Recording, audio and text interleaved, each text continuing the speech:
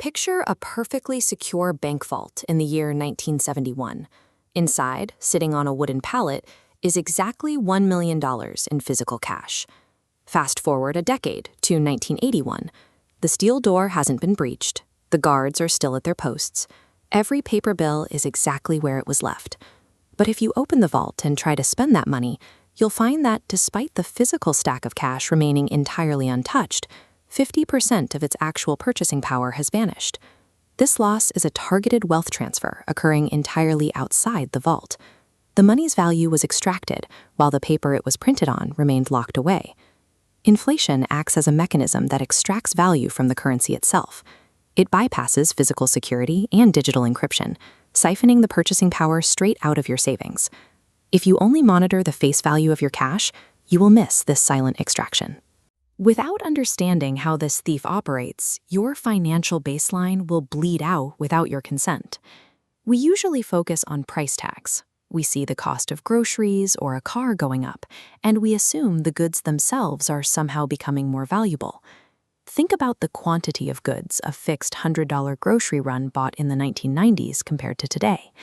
The items haven't changed, but the volume your currency can secure has drastically shrunk. This chart shows the purchasing power of the U.S. consumer dollar over several decades. It reveals that inflation is not simply the cost of goods rising, but the purchasing power of the dollar plummeting. Trusting the number printed on a piece of paper is the primary vulnerability of the everyday saver. Warren Buffett outlined a specific framework for this process, describing inflation as a hidden, unlegislated tax on capital. Consider a conservative investor with their savings in a standard bank account. They earn a seemingly safe 5% yield every year. However, in this scenario, the underlying economic inflation rate is running at 6%. Placed on a ledger, we see the mathematical collision. A nominal 5% interest gain sits against an invisible 6% inflationary drain. After accounting for the decay in purchasing power, that gain results in a net negative return of 1%. To suffer this same loss in a world with zero inflation, a saver would have to pay a 120% income tax on their interest income. This environment forces savers to literally consume their own underlying capital just to maintain their current standard of living. The math suggests that traditional, safe financial vehicles are often designed to consume your wealth rather than protect it. This systematic wealth drain is a required feature of the modern macroeconomic environment. It is the result of an opposing force, technology's drive to continuously make goods, services, and labor cheaper.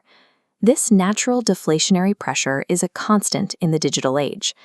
Because massive systemic debt cannot be serviced if prices fall, central banks have a mandate to aggressively fight this natural deflation.